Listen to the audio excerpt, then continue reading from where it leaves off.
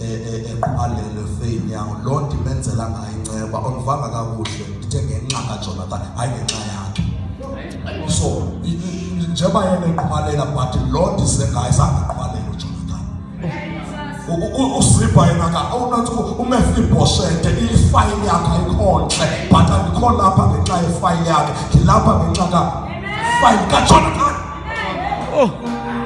Le nto endizoyenza asizusebenza fayile kaMephibosheth, sizosebenza kaJonathan. Le nto ingenxa kaJonathan. Namhlanje sizokukhumbuza ukuthi sinoJonathan wethu onguJesu. Hallelujah. And le fayile oyiphethe ayisasetyenziswa.